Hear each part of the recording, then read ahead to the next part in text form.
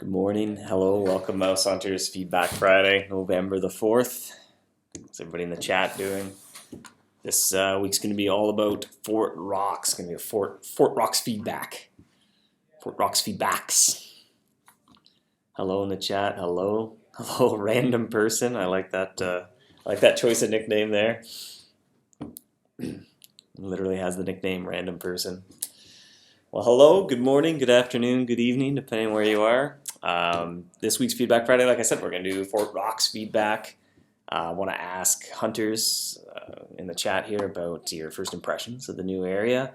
I'm going to kind of open it up, just take questions about the new area as well, and that's great feedback to kind of see what needs clarification, suggestions, improvements, things like that. And then we'll end with a trivia question, as always. So get right into it in the chat. What are your first impressions of Fort Rocks?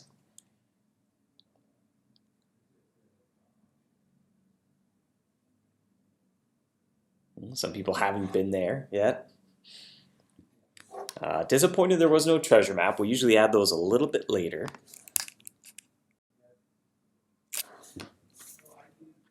A gold sink. I don't know. I don't know if it's a gold sink.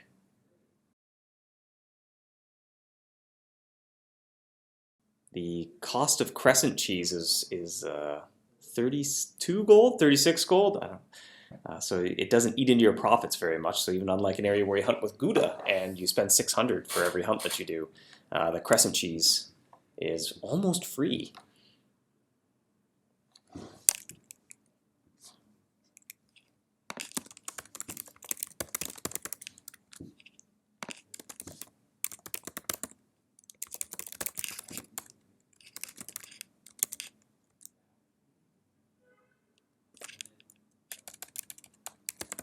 Challenging with the clockwork portal. Some feedback. Now, once you build that very first upgraded Fort Rocks, the Ballista, it will half the strength of all the weremice, and that'll make your shadow traps quite a bit more effective. The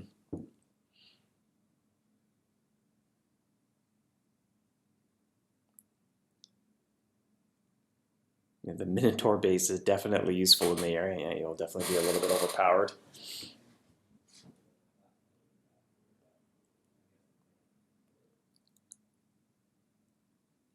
Yeah, it does. Some point out that takes inspiration from the winter event where you're building a fort. Definitely, sometimes during events, they're good inspiration for areas. Can kind of test things out a little bit before incorporating it.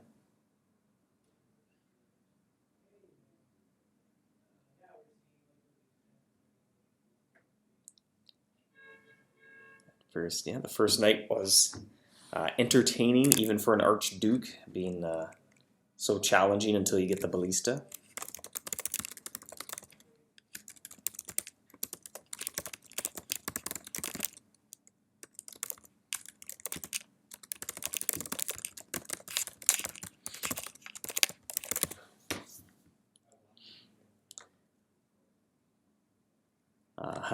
How about increasing the drop rate of things in the night was a suggestion from the chat. Well, it does improve the further you make it. When you get to dawn, there's quite a bit as well.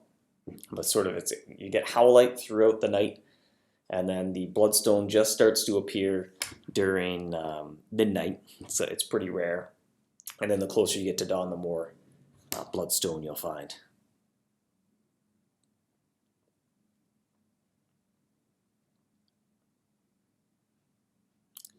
What happens when you don't make it through the night was a question.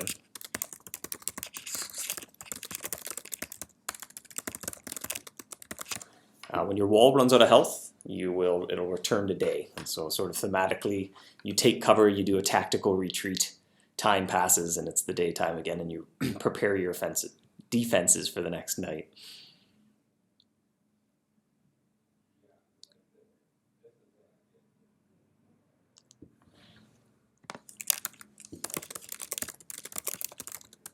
Okay, before we get into too many general questions about Fort Rocks, then I'll ask the second feedback question, which is a little more specific. Are there any tweaks or changes you'd like to see made to the Fort Rocks HUD?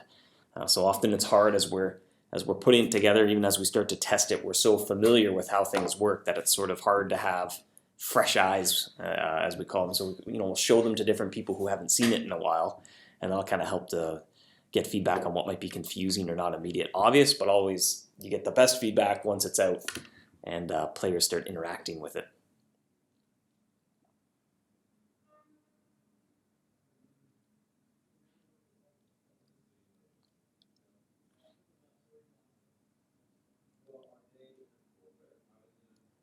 Number of hunts remaining till the next stage. That's a good suggestion.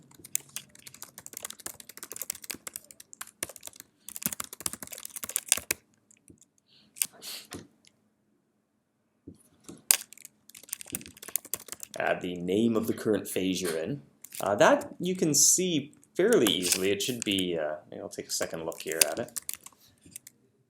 But I think that exists. Yeah, that where you currently are on the browser version lights up in big bold and it glows. So when you're in twilight, it's kind of dark text, and then when you're if you are in midnight, midnight's big and bold and slightly larger font, and the arrow's pointing to midnight. And then when you go to pitch, midnight will kind of turn dark and pitch glows and gets bold.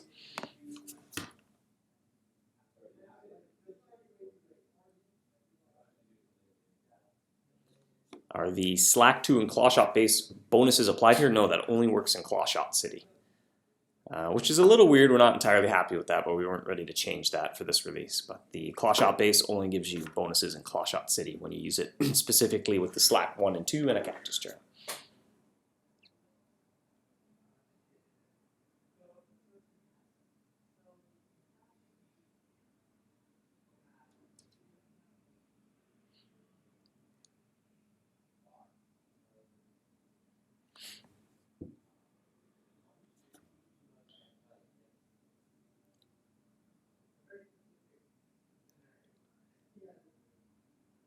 Oh, that's a good point. On mobile, it doesn't show whether your tower is on or off. It says activate either way. That's an issue.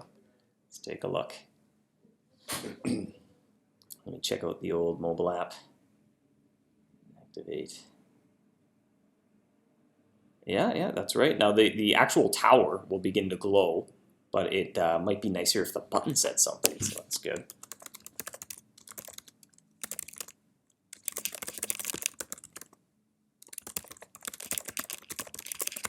That's a good suggestion.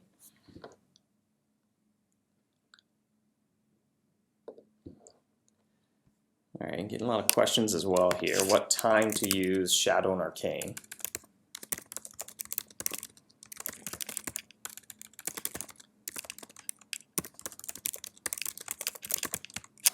I'm just writing down questions as well here. Is Fort Rock supposed to connect Varmint Valley to a larger game storyline? Well, slowly but surely.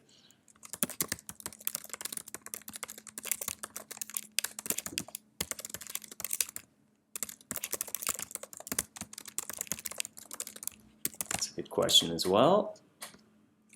Will things be added for Fool's Gold? That's a good question. We'll cover that.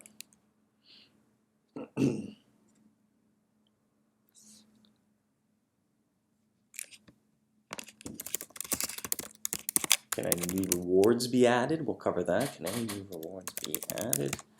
I'll write that down. Are there plans to upgrade or change the Clawshot base with the Slack? Cover that. More rewards for train badges. There's a question. We can cover that.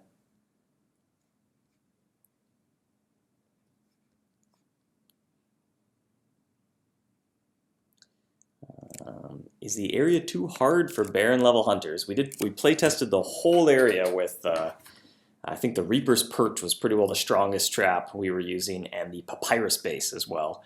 Now that said, we did run through it with, say, the Temporal Turbine and the Minotaur base, and it's definitely quite a bit easier.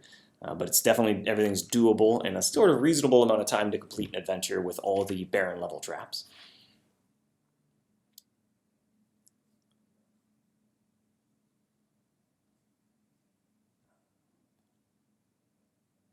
See if we can find one more question here. And I'll have 10.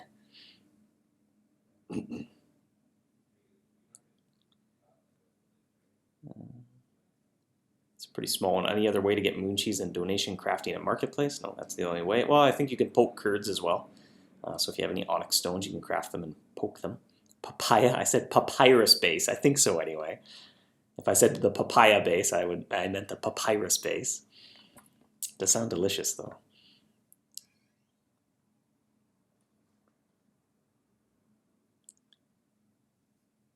And update the King's Calibrator.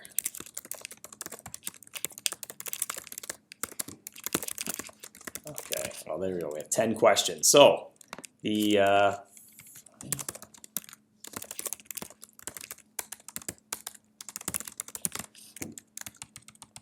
right, so will treasure maps be added for Fort Rocks? Was a question we got right at the start there, and yeah, we're planning on adding them. We usually add them a little bit after a release. Same with the Labyrinth. It's a good opportunity to get feedback from players, and we can that helps influence what the rewards for treasure maps should be like, the types of mice that appear on them.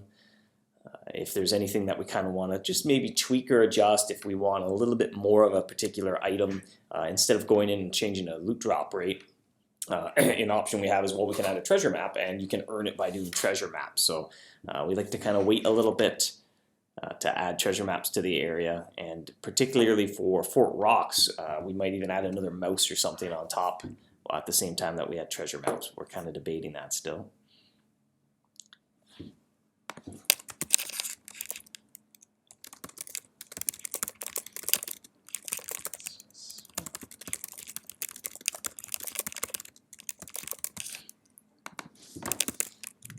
I'm just writing these down as well for the summary I'll post on the Tavern after this. The second question we had here was, what happens when you don't make it through the night?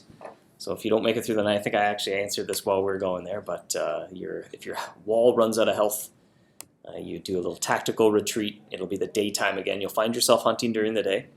It's important to note that Crescent and Moon Cheese do work during the day, and Shadow and Arcane Traps also work during the day. So if you're asleep and you get kicked out to the daytime, you'll keep hunting as usual. It's not really as effective as using Super Brie or Gouda or Brie, but you'll kind of break even on your cheese. So for every piece of Crescent you hunt with, you'll roughly get one back. So you kind of don't really lose progress in a way. I think on average, while you hunt with Crescent cheese, you earn about 3 meteorite pieces per hunt. And it's 3 meteorite pieces to craft a piece of Crescent cheese, so you kind of make back your cheese.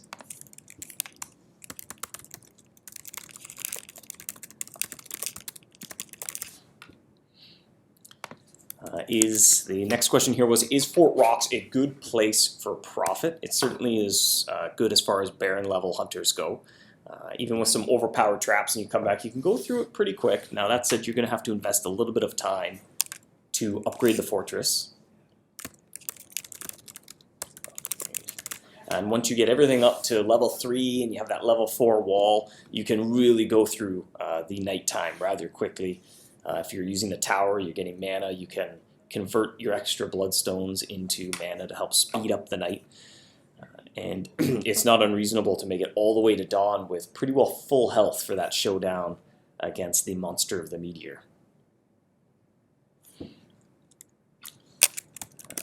Next question was, when should we use Shadow and when should we use Arcane? Now both power types kind of play a role at night. All the mice at night are weak to both Shadow and Arcane, so technically you could use either power type at any time. That said, if you're really trying to maximize efficiency, or min-maxing, if I can use that term, Shadow's better at the beginning and Arcane's better at the end. Now right in the middle there's a short period which I believe is 8 hunts long called Pitch, and it's exactly 50-50. There's half Shadow and half Arcane mice, so it's a little bit of a toss-up which power type you should use. So that's kind of the passive window, if you will, when it doesn't really matter what trap you're using. That said, if you have the Ballista armed, I suppose you'd probably want to arm your Arcane Trap so that if your Arcane Trap fails against a Shadow Mouse, then your Ballista will have a chance to capture it. So kind of at Pitch, switch to Arcane is probably where most people will decide to switch.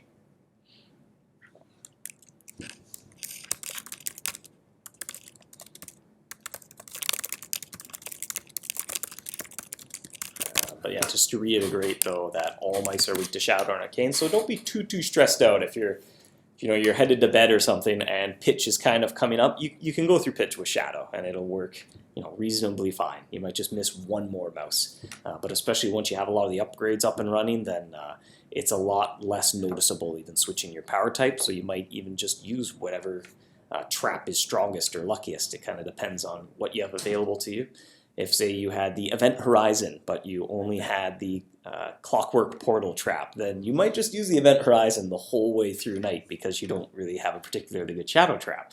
Now, it'd be a little bit weird to be in that scenario, but if you found yourself in such a scenario, that would make sense.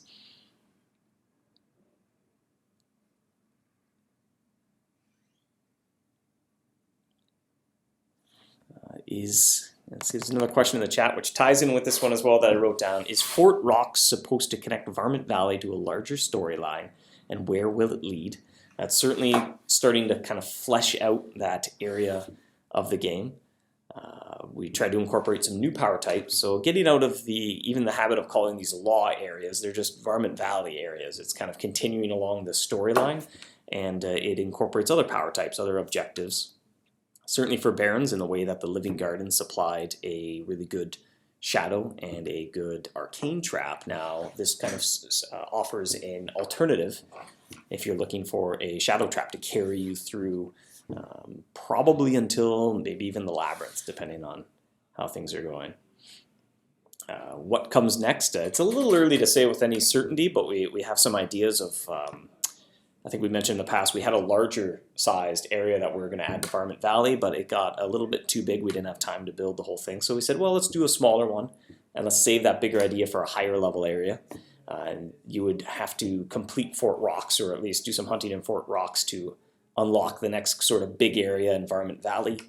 And unless plans change, you're sort of on the frontier and you're doing deliveries between different outposts and stuff like that. So it's much larger. After that, we wanted to lead into whether it's Draconic or another area that will incorporate almost all the power types in the game, so another kind of big area, but basically waiting to take that storyline and keep upping the title requirement for the areas. So the next area will require Count or Countess, and the area after that would be Duke or Duchess, if I'm remembering the orders of the title, and then the one after that, Grand Duke, maybe, who knows, but sort of bring it up. So that storyline will eventually lead to the same sort of tier of areas that the Labyrinth is on. Oh, there we go. All right, I think I cut out for a second, but we're good. Offline, RIP, rip, offline. I'm sure I'll be back in a second. There we go. Hello. Yes, welcome back. Internet cut out, I guess. Another question was, will there be things added for Fool's Gold for Fort Rocks particularly? We don't have any specific plans, but definitely as the Varmint Valley keeps going and other areas that incorporate the law power type, we want to keep adding a trickle of Fool's Gold to potentially use it in the future. Will any new rewards be added? Like I said, we're kind of getting some feedback from hunters to see how we want to approach adding treasure maps to the area. That would certainly add some new rewards. We also want to add a new law trap. We might add that as part of that release. If not, then that would probably come at the next area in Varmint Valley, be a new tier of law trap to earn. But it would sort of incorporate Fort Rocks, or you'd have to complete Fort Rocks to move on to that area to find the next law trap.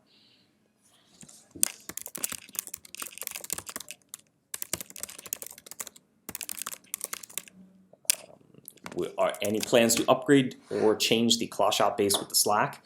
So I think I mentioned a little bit earlier that it's not great, I think, how that works. We did kind of maybe want to overhaul it, but didn't quite make it into this release. But right now the claw shot base, it has a set bonus with the slack 1 and the slack 2, as well as cactus and super cactus charms. However, that only works in Claw Shot City, so it will have no effect. In this area, it has no effect on the train. We're kind of thinking about that, but for now we weren't really sure what we wanted to do, so we're just kind of leaving well enough alone rather than change something just for the sake of changing it.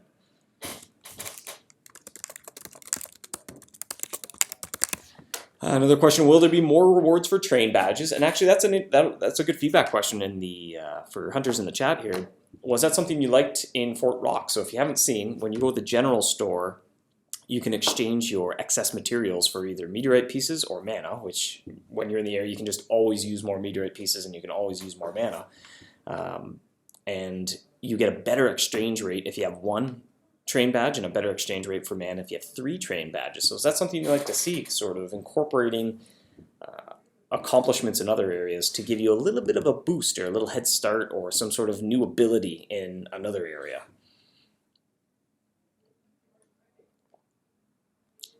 Some yeses, there was one no.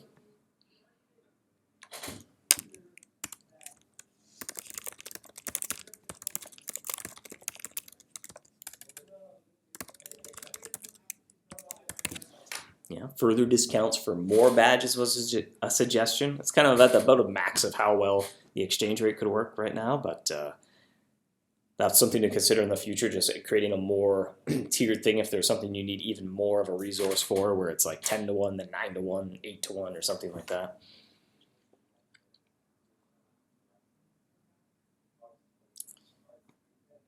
Yeah. Question in the chat is, well, will mana be useful in other areas? No plans at the moment, no.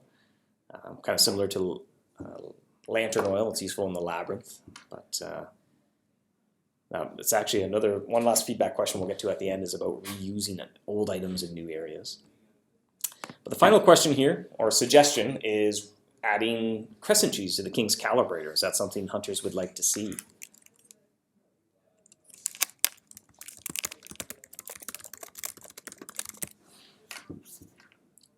Sure. Yes, yes, yes.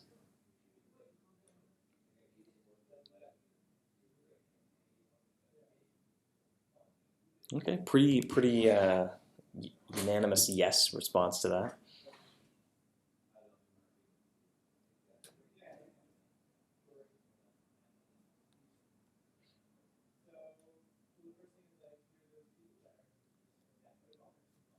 Some suggestions for the train badges to be exchanged for something. They're kind of more of an accomplishment. They're a badge. They're not a currency. So we use them more for unlocking new abilities, or once you have so many of these, kind of like Warpath victories. You don't spend your victories, but when you have so many, it entitles you to purchase things from shops or unlocks abilities.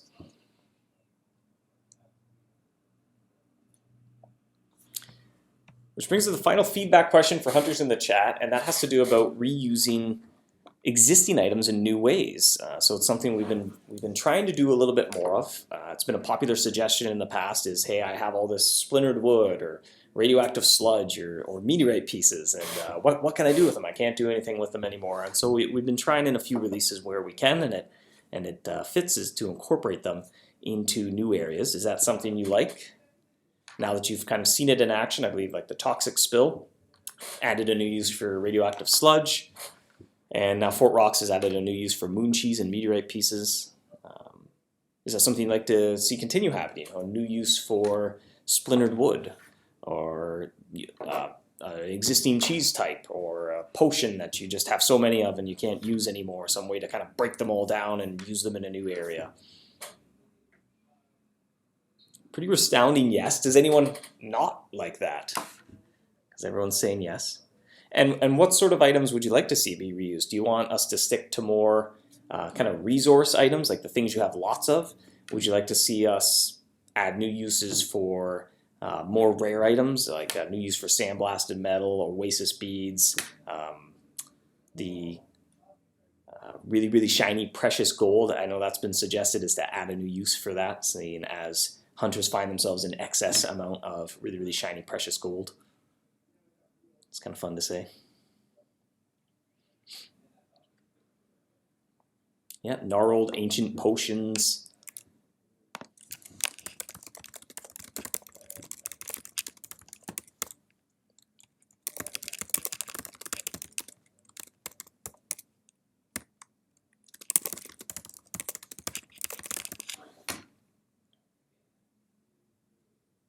Yeah, more uses for Fool's Gold. That is kind of something we couldn't quite find a spot in Fort Rocks to make it fit, but I think in the next Varmint Valley area, that's a lot better of a thematic fit for Fool's Gold, and we would have a few more things to play around with where we could incorporate Fool's Gold, but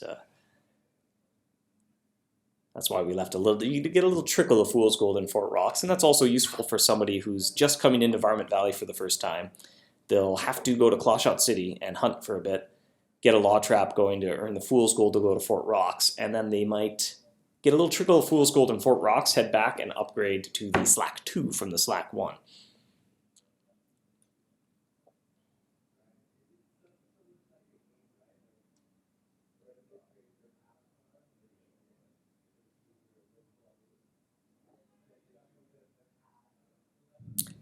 And a popular suggestion as well is to freeze marketplace items when we find new uses for them. So that was a good idea that came up during the last Feedback Friday summary. And hindsight, I think that we'll do that in the future. So when Fort Rocks, before we kind of announce that, hey, moon cheese and meteorite pieces are going to have a new use, we probably freeze moon cheese on the marketplace so nobody can buy or sell it for a few days, and then before the release comes out, unfreeze it so people can kind of trade it again. So everyone has an equal opportunity. If they want to change their mind, they want to change the price that they're buying or selling for, they have an opportunity to kind of take their offer down and adjust it if they want to.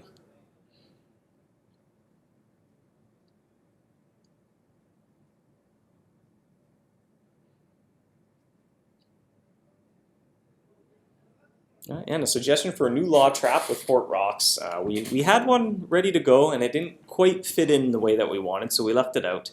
But we may add a law trap in the future. Definitely going to add a new tier of law trap with more power and luck.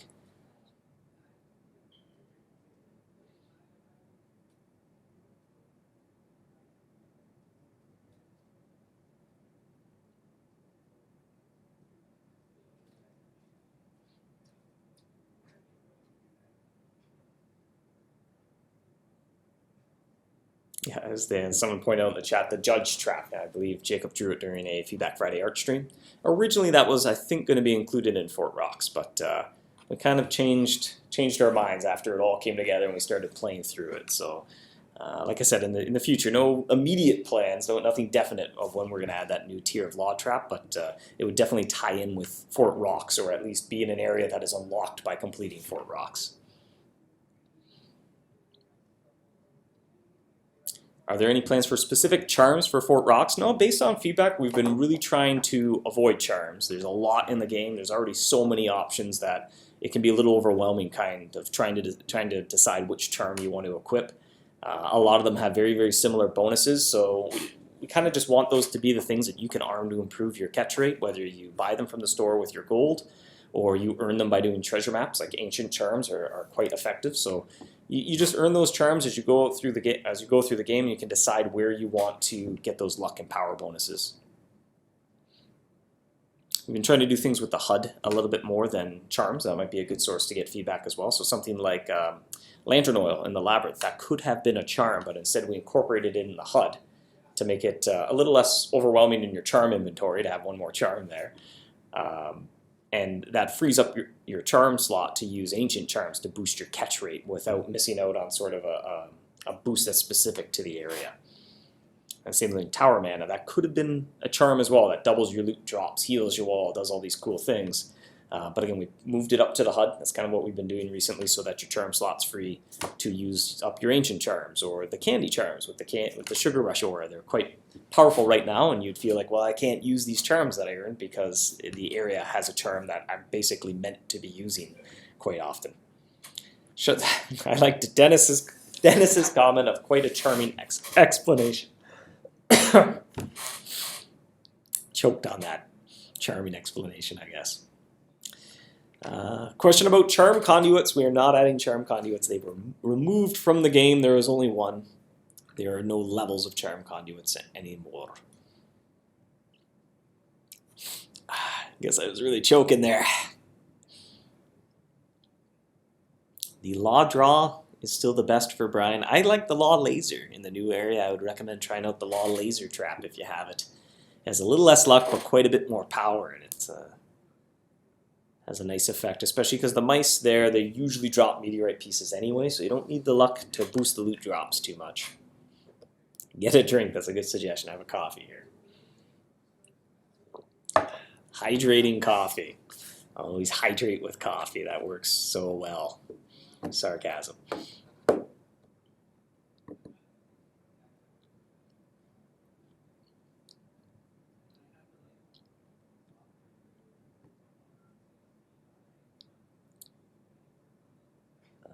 Question about shadow charms, how I feel about them. Well, they're there. They're meant to be used. So by all means, you can, in the shadow parts of the night, you could arm a shadow charm with your infinite labyrinth trap, and you would completely destroy those mice because that's a very powerful trap. But the shadow charms are kind of tricky to get your hands on, so there's not too, you can't make that your everyday strategy.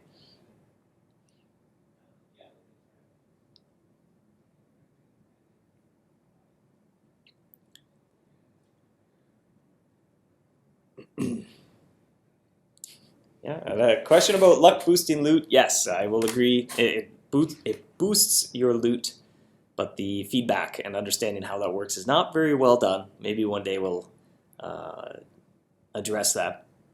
But in the meantime, in a nutshell, basically, if a mouse has a chance of dropping nothing, your luck will reduce the chance that it's going to drop nothing. So if a mouse always drops an item, your luck is going to not really probably have an effect on it at all. But if there's a mouse that, say, drops like a seashell 50% of the time, and then 50% of the time it doesn't drop that seashell, if you have a bunch of luck, it might reduce the chance of it not dropping the seashell down, so you have a bigger chance of getting a seashell. So you should see more loot. I picked a really bad item because it just turned into a tongue twister there, but you should see more seashells down by the seashore with a lucky trap. If I had a really lucky shadow trap, well, shadow wouldn't work in the Elup shore, but if we had a really lucky shadow trap that starts with an S, we could have made a nice tongue twister for sure. But I agree, it's a little confusing. It's hard to really work out. One day we might overhaul it, add a little extra note in the journal or something when it's your luck that helped you find an item. Because it doesn't really work for all items. I don't think it'll have an effect on the Warmonger because I think that mouse drop is set up so it either drops orbs or it drops a trap loot, and so there's nothing for it to reduce. So again, it's a little confusing. It's not very clear. We've been kicking around the idea of somehow trying to improve that, but hasn't made its way to the top of the to-do list anytime soon.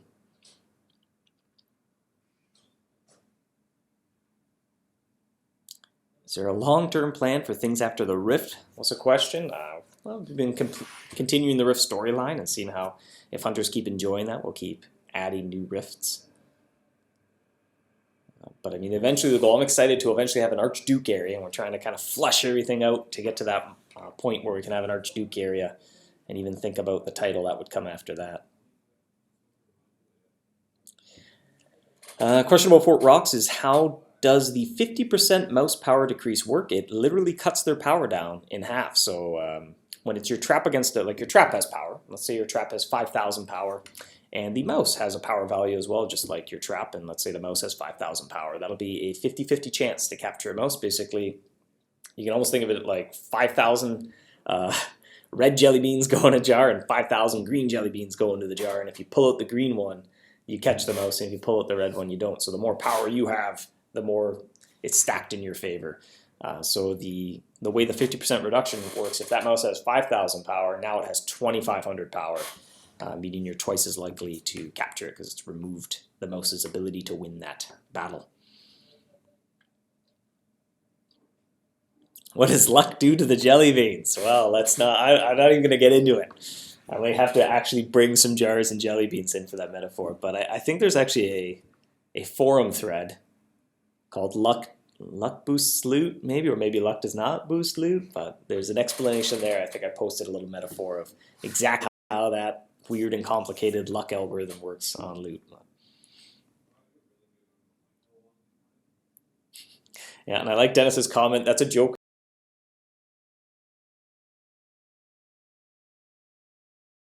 What are the chances of this happening? It's 50-50. Either it happens or it doesn't, right? There's only two outcomes, so it has to be 50-50.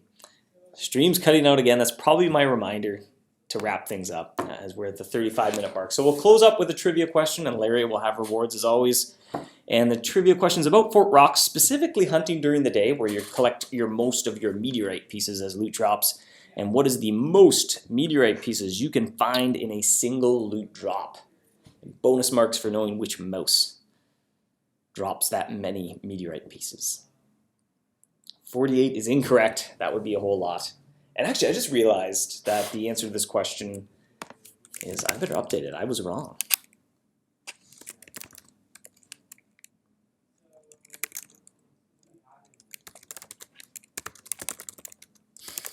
A lot of numbers in the chat. Okay, I saw, I think Mr. Cat had it correct first, and it's 20. You can get 20 meteorite pieces in a single drop. And a few people got 20. Honorable mention for everyone saying 10, because I just came to the realization it's actually 20 as well right now. The Mining Materials Manager mouse, that's a mouthful, drops 10 meteorite pieces. However, if you have your magic tower turned on, and you have, well, the very first enchantment that it comes with is the spotlight that doubles all loot drops. You get 20 when you capture it instead of 10. And the magic tower, to clarify too, that actually doubles the loot drop. So it doesn't work like other, I think there's other things in the game that double the range that a mouse can drop. So if it drops 1 to 3, it'll drop 2 to 4, or sorry, 2 to 6. This one will actually take whatever quantity is being dropped and add that many more too. You get 20 meteorite pieces in a single loot drop with your tower on, or you get 10.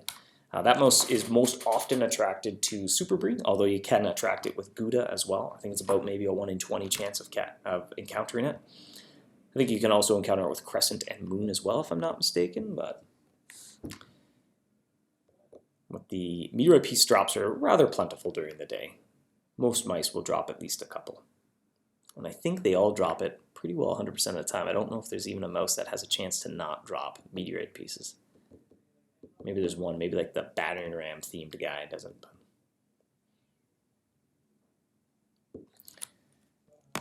And Larry has a reward link that totally rocks.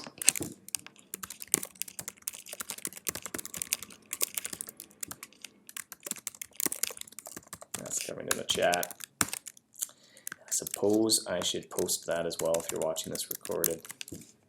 Oop.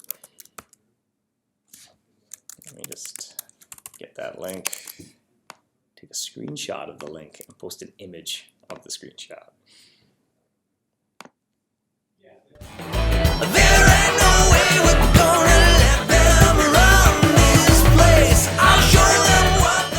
Oh, this software is just not good.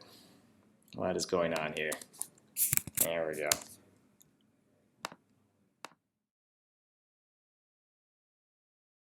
But now you can hear me. All right. Yeah, this streaming software is not particularly great, but there's the reward link as well, and there are some meteorite pieces and bonus moon as well for sharing the link to get you started at Fort Rocks. Fort Rocks rocks. All right, well, thanks for joining me, hunters. Happy hunting. Good luck at Fort Rocks or wherever your hunting endeavors may take you. Next week will probably be Jacob, as I've done 2 in a row. I think maybe he's itching to draw something, but we'll see. One of the 2 of us will probably join you next week. And yeah, thanks for joining me. Happy hunting. See you later.